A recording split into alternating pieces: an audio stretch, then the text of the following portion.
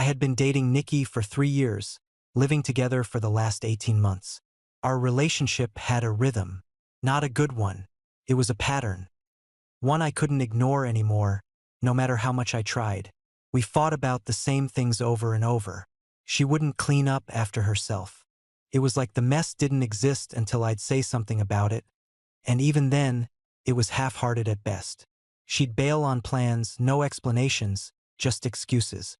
I'm tired, I don't feel well, or whatever would pop into her head. She'd make up any reason not to pay her part of the rent, utilities, or any bills we split.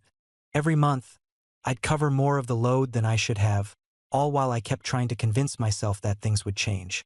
2 weeks ago, it hit a breaking point. Nikki bailed on my company celebration dinner. I was getting an award for service, and she backed out last minute, claiming a migraine. I didn't buy it. 20 minutes before we were supposed to leave, I saw her posting videos on Instagram from a trivia night at a pub with her friends. When I confronted her about it, she said I was always trying to fix her and that I needed to accept her as she is. I could feel the lump in my throat, but I said it quietly, as if I wasn't even sure I meant it yet. I believe you. Right there, in the quiet of that moment, I made a decision. I was done. Done trying to change her. Done making excuses for her. Done being disappointed. I didn't say it out loud, but I was done. The next morning, I woke up and didn't even look at her. It wasn't out of spite.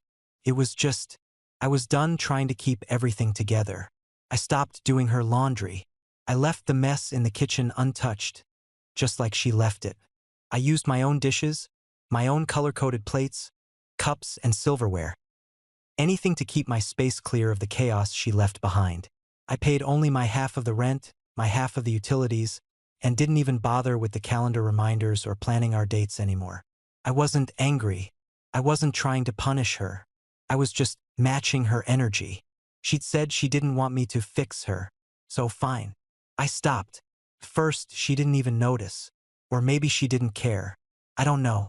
It didn't matter. But by day 4, I could tell something was off. She asked if I was upset, if something was wrong. I could hear the uncertainty in her voice, but I didn't give her anything. No, I'm just giving you space to be yourself, I said, barely glancing up from my coffee. I could tell it confused her. She didn't know how to handle me being this way, but I wasn't going to budge. Not anymore. She had wanted me to just accept her as she was. So I did. By the end of the first week, things were spiraling for her. The apartment looked like a disaster zone. Piles of clothes on the couch, dishes stacked in the sink, a mess of papers all over the coffee table. She couldn't even keep track of her own things anymore. I don't think she realized how much I had been the one holding everything together for so long, until it was all falling apart around her. One night, I heard her huffing around in the kitchen, slamming things down, clearly irritated. She came over to where I was sitting, flopped down on the couch beside me and said, "What's going on with you? You've changed." I looked at her for a moment. "No, I'm just accepting you for who you are, like you asked," I said, not raising my voice, just letting the words settle between us. She stared at me, mouth open, like she wanted to argue but couldn't figure out how. It hit her then, the thing she hadn't quite processed before. She wanted me to stop fixing her. But now that I was, she didn't know what to do with herself. "I'm not fixing you," I repeated. "I'm not doing anything. This is you. You said I should just accept it. Well, here I am." She didn't say anything after that, just stood up and walked off, probably thinking I'd come running after her, that I'd somehow change my mind. But I didn't. I just kept doing my own thing, letting her try to pick up the pieces that had never been hers to begin with. It was quiet after that. Quiet in a way I hadn't realized how badly I needed. I wasn't angry anymore. I wasn't frustrated. I was just done. I came home from the gym that night, sweaty and exhausted, looking forward to nothing more than a shower and some peace. But when I walked through the door, I saw Nikki sitting on the couch with 3 of her friends. Their eyes locked on me. My stomach sank, the air thick with tension I hadn't expected. Kelsey, Nikki's best friend, was sitting closest to Nikki, her arms crossed. The other 2, I didn't recognize. but their expressions were enough to tell me they weren't here for a casual chat. Can we talk? Nikki said, not even looking at me, but her voice was sharp, like she was trying to hide the edge. I dropped my gym bag by the door, already bracing myself. About what? About you, actually. One of the other women, Jessica, I think, said, her voice biting. You've been shutting Nikki out, and it's manipulative. You can't just pull away and expect everything to be fine. I didn't flinch. I'd seen this coming. Nikki wasn't going to handle this alone. Her friends had to step in, play defense. I haven't shut her out, I said calmly, wiping my face with a towel. She told me to stop trying to fix her, so I did. Now I'm just letting things be. The room fell quiet for a second. Kelsey glared at me, her jaw tight. That's not how relationships work. You can't just walk away because things get hard. You're supposed to pick up the slack. I raised an eyebrow, trying to keep the conversation from getting too heated. You're right. Relationships do require work. But it has to be equal. I've been picking up the slack for years. Cleaning up after her messes, covering her bills, doing everything I could just to keep things from falling apart. And you want me to keep enabling it? That's not love. That's a disservice. There was a brief, uncomfortable silence before Kelsey spoke again, her voice lowering as she leaned forward, eyes narrowing. Well, maybe if you really cared about her, you'd understand that sometimes people need help. Maybe Nikki has options. Maybe someone else will step in where you're failing her. My blood froze for a second. Options? That was a shot I didn't expect. Kelsey leaned back, clearly waiting for me to respond, her words dangling in the air. Who's this someone else? I asked, the words cold. Nikki has a guy at work. Jordan, Kelsey said, like it was a casual piece of info. Her eyes slid over to Nikki, who looked anywhere but at me. The air around me felt like it was compressing, suffocating. I didn't know if I wanted to laugh or punch something. I kept my voice steady. I see. So instead of dealing with your own shit, you're looking for someone else to fix it for you. Nikki shifted uncomfortably on the couch, but still wouldn't meet my eyes. She didn't even defend herself. Anyway, I said, turning back to Kelsey and the others. If Nikki feels like she's got options, then I'm sure she'll figure it out. But this isn't my problem anymore. Kelsey looked like she wanted to say something else, but I cut her off before she could. I wasn't about to entertain this game anymore. You don't get to call me manipulative for pulling away when I've been the one carrying this weight all along. I'm not the one who's embarrassed here. Nikki's face flushed red, and I could see the tears start to well up in her eyes. She stood up quickly, her hands shaking. You're making me look like the bad guy, Ryan. Do you realize that?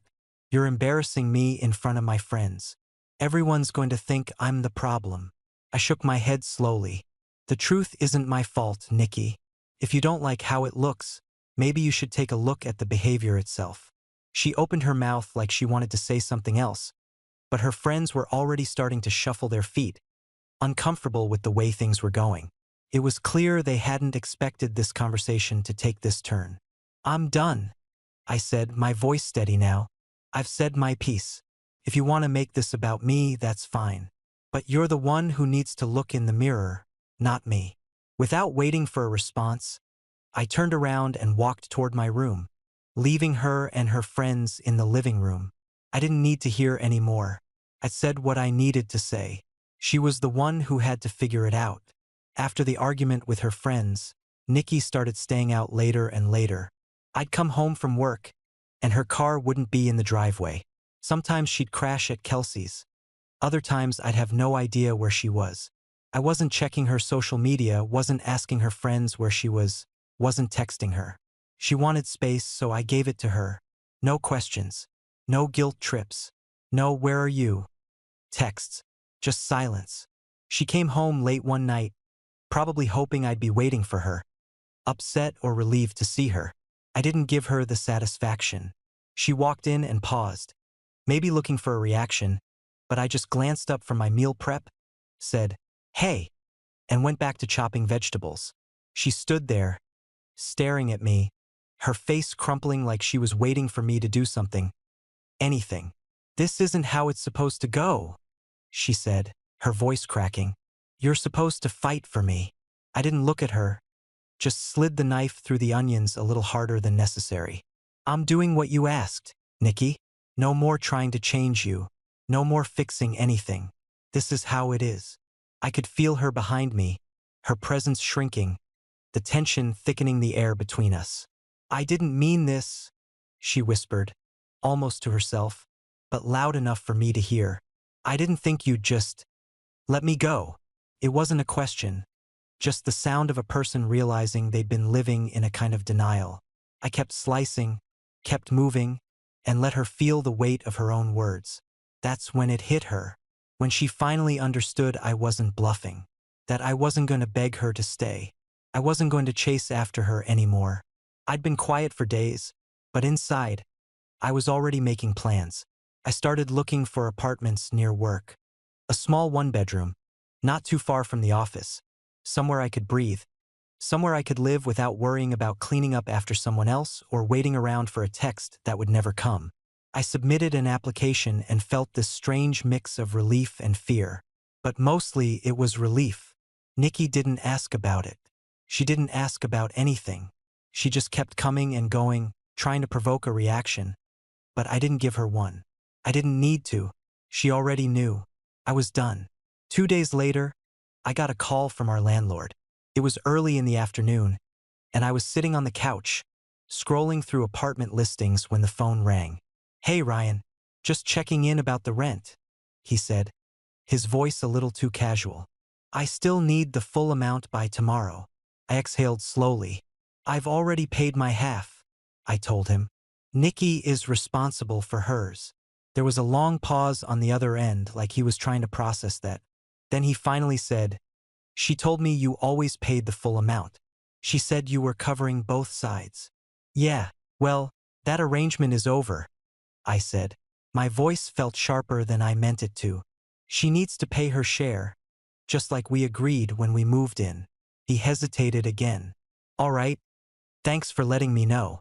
I hung up, and almost immediately, my phone buzzed with a string of messages from Nikki. I didn't even need to open them to know what was coming. I'd been expecting this. The first few were frantic. "Where's the rest of the rent? I thought you were covering it like usual." Then the accusations started. "This is financial abuse, Ryan. You're trying to ruin me. You're going to make me homeless. You know I can't do this on my own." I stared at the screen for a moment, letting the words settle. The last few months had led to this point, but hearing her accuse me of abuse made the anger rise in my chest. The nerve. I took a breath, opened the text window, and typed one simple response. "You have 3 days to figure it out. Maybe Jordan from work can help." I hit send, then muted the conversation. I didn't need to hear any more. I didn't need to read another message from her trying to guilt-trip me or turn this back on me. I knew she'd be furious. I knew she'd try to make me feel bad. But I didn't feel bad. Not anymore. I had given her chances, and she'd used them all up. She was on her own now. As I sat there, my phone lit up with more messages, then more after that. I didn't check them. I didn't need to. The only thing that mattered now was that I had taken the last step. I was done trying to save her. The next morning, I woke up to a string of missed calls and texts from Nikki. She was frantic, no surprise there. The texts were all variations of the same thing. "How could you do this to me? You can't just leave me hanging like this. I can't handle this on my own." I ignored them just like the day before. But then my phone rang again, and this time, it was from her mom. "Ryan, what is going on?" Her voice was sharp, like I just kicked her dog or something. "Why did you stop paying the rent? Nikki's panicking, and this is all your fault." I had to force myself to stay calm. I couldn't believe I was having this conversation. "I didn't stop paying the rent. I paid my half like I always do. Nikki knows she's responsible for her half." "Well, she doesn't have the money, and now she's asking me for help," her mom said, clearly frustrated. "She's my daughter, Ryan. I can't just sit back and watch you put her in this position." I couldn't stop myself from speaking up, even though I knew it was probably pointless. "She's an adult, and she's perfectly capable of figuring it out. She's the one who said she didn't need me to fix her. So, I'm not fixing it anymore. There was a long pause on the other end. I could hear her mom's sigh of exasperation. I'll make sure she's taken care of, but don't expect me to clean up your mess, Ryan. I hung up without saying goodbye, already tired of this conversation. About an hour later, Nikki showed up, knocking frantically on my door like I had the answers to some puzzle she couldn't solve. Please, Ryan, I need your help. You can't just leave me like this, she said, her voice tight, eyes wide and desperate. I didn't move. I didn't soften. I'm not fixing it anymore, Nikki. I've told you that. This is your life to manage now. Her face twisted, like she couldn't believe what I was saying. You can't just leave me like this. We've been together for 3 years. You owe me more than this. I felt something shift inside me, relief maybe, like I'd finally cut the last tie that had been holding me back. No, Nikki, I don't owe you anything. You've made it clear that you don't need me to fix things, so I'm not going to. You'll figure it out or you won't. That's on you. She stormed off, slamming the door behind her, and I didn't chase after her. I didn't care to. Later that afternoon, I got a call from the landlord. He told me Nikki had stopped by to remove herself from the lease. She says you're forcing her out, Ryan, he said, his tone a little hesitant. I could hear her in his voice, that manipulation, the same stuff I'd been dealing with for years. But I wasn't backing down now. She's free to leave if she wants, I said, my voice steady. We can go ahead and terminate the lease early. There was another pause, then he finally agreed. All right, I'll send over the paperwork. You both have to be out by the 30th. I felt a weight lift from my chest. I couldn't explain why, but I was actually thrilled. I had a plan. I was finally getting out. I could already hear her in my head, thinking I'd beg her to stay, that I'd somehow feel guilty, like I always did in the past. But I wasn't going to. I wasn't even going to let it faze me. Nikki thought I'd cave, that I'd go back to the way things were, but I called her bluff. No turning back now. When I came home that evening, I found Nikki sitting on the couch with Kelsey. Her face was blotchy, eyes red from crying. The moment I walked in, Nikki looked up at me, her gaze wild and confused, like she couldn't quite grasp what was happening. Ryan, what the hell? She asked, her voice thick with emotion. You can't actually be serious about this. Kelsey, sitting beside her, shot me a look that was a mix of pity and disbelief. She didn't even say anything. She didn't need to. I am serious, I said, keeping my voice steady. I've got a new apartment lined up. I'll be out by the 28th. Nikki's face went pale, like she hadn't expected me to actually follow through. She opened her mouth to speak, then closed it, clearly trying to figure out what to say. She stood up abruptly, pacing across the room, her hands trembling. No, this is not how it's supposed to go. You're just giving up. I stayed calm, didn't let her break me. I'm not giving up. I'm just done living like this. We've been stuck in the same cycle for way too long. She turned on me, eyes wide with panic, like she hadn't yet realized the truth. Please, Ryan, I can change. I'll try harder. I swear. I'll do whatever it takes. You don't have to leave. She reached out for me, but I stepped back, keeping the distance between us. I shook my head, my heart beating a little faster, but I didn't let myself get lost in the chaos she was trying to stir up. I'm not asking you to change, Nikki. I'm not asking you to do anything. I just don't want to live like this anymore. Her face twisted, like I just pulled the rug out from under her. You're throwing away 3 years, Ryan. 3 years. You can't just walk away from everything we've built. I didn't shout back. I didn't get defensive. I stayed calm, even though I could feel the weight of everything we'd been through pressing down on me. You told me who you were. I believed you. The words hit harder than I expected, but they were the truth. I hadn't made her into the person she was. I hadn't asked for anything that wasn't already there. I had just finally accepted it. Nikki's face twisted with something darker. Then she turned and stormed out of the room. I could hear her voice, shouting something as she slammed the door. Kelsey looked at me, her expression conflicted but resigned. I'm sorry, Ryan, she said quietly, but maybe you could have tried harder. You know she. No, I cut her off. I've been trying for years. This isn't on me anymore. Kelsey didn't reply. She just stood there, unsure of what to say, watching me like I was the one who'd broken something. After a few moments, she followed Nikki out, leaving me alone in the apartment. But it didn't feel like my apartment anymore. It felt like the last of it was slipping through my fingers. That night, I went online to check in on things, and Nikki had already posted. The usual, the passive-aggressive. I tried so hard, but I'm just not enough posts, wrapped up in a neat little bow of victimhood. The one that hit me, though, was the one where she called me emotionally abusive and accused me of throwing her away like garbage. I felt a flicker of anger, but it was fleeting. I couldn't get lost in her drama anymore. I took a deep breath, typed out a response, and posted it. It was simple, direct. We're both adults making adult decisions. No need to make this more than it is. I left it at that, muted the notifications, and went to bed. I didn't need to prove anything to anyone. This was the end. And no matter what she said or posted, I was finally free. The next day, I came home to find Nikki in the kitchen, cooking dinner. She was humming, trying way too hard to make it look like she was some perfect, doting girlfriend. The apartment was cleaner than it had been in months, and she was wearing a dress, something she never did unless there was an audience. I didn't know whether to laugh or feel sad. It was all so forced, so obviously a performance. I stood in the doorway for a moment, just watching her. She caught my eye and gave me this smile, wide, too bright. It was like she thought if she just acted like everything was fine, I'd suddenly change my mind about leaving. "Hey," she said, as if nothing had happened. "I made your favorite, chicken Alfredo. I thought we could have a nice dinner tonight." I crossed my arms, leaning against the doorframe. "You don't need to do this, Nikki." Her smile faltered, but she pushed forward. "No, really, I want to.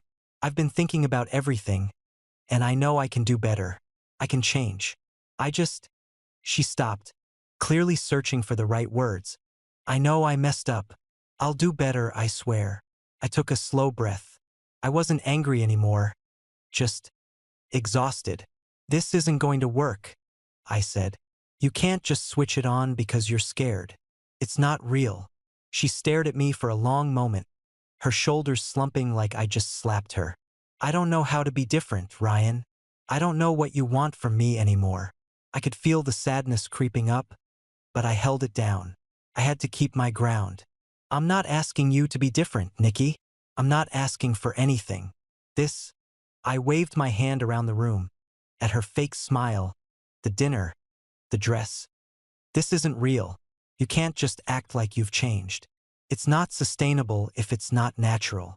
Her eyes flashed, and for the first time in days, I saw a glimpse of the old Nikki, the one who always tried to make everything feel like it was my fault. "Well, then what am I supposed to do, huh?" Her voice broke, and I could see the desperation. "What do you want me to do?" I exhaled, feeling the weight of the question settle deep in my chest. "Figure it out, like adults do." The words came out almost too easily. "I'm not your fixer anymore." She blinked at me for a second, as if she couldn't process it, and then the dam broke. Her face twisted with rage, and before I could say anything else, she cursed me out. "You're a fucking asshole, Ryan. You think you're so much better than me, don't you? You're just throwing me away like I don't matter." I didn't respond. I didn't need to. I just let her storm off, the door slamming behind her like the final punctuation to everything that had been said between us. The noise faded, and I was alone. Felt peaceful. I had one more night here, just one, and then I was done with the place that had held so many years of frustration and disappointment. I spent the evening packing, throwing clothes into boxes, keeping everything methodical, almost mechanical. I didn't feel the need to rush.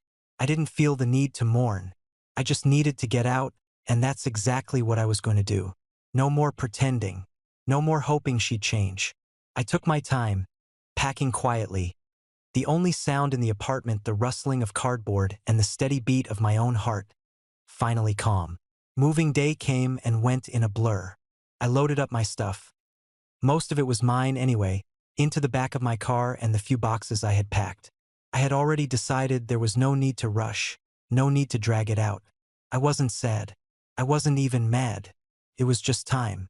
By the time I was halfway through my last load, Nikki showed up. She pulled in late, as usual, with her dad's truck behind her, barely filled with anything. Her side of the apartment was practically empty. A few bags of clothes, some half-broken furniture she never bothered to fix, and maybe a couple boxes. That was it. She got out of the truck, her face twisted in a scowl, and didn't even acknowledge me at first. She just grabbed a box from the back of the truck, threw it in the living room, and started heading back for more. I didn't say anything, didn't try to engage. I just kept moving, grabbing my last few things. Finally, she stopped in the middle of the room and turned to face me, her hands on her hips, that same angry fire in her eyes. "You're really doing this, huh?" she asked, her voice thick with that edge of bitterness she always carried when things didn't go her way. "You're just walking away from all of this, like it never mattered." I looked at her, not with anger, but with a quiet resignation. "We destroyed this together, Nikki. You just did it louder." She let out a sharp, humorless laugh, shaking her head. "You're such an asshole. You'll regret this. You'll regret walking away from everything we had. I gave you everything." I didn't reply, didn't try to defend myself. I didn't need to. Her dad, who had been standing by the truck with his arms crossed, shot me a dirty look, like I was the one who had ruined everything. But he didn't say a word. He just kept his gaze fixed on me, judgment written all over his face. I didn't care. I walked past him, grabbed my last box, and made my way toward the door. As I passed Nikki, she didn't try to stop me. She didn't say anything else, just stood there, arms folded, watching me. I didn't look back.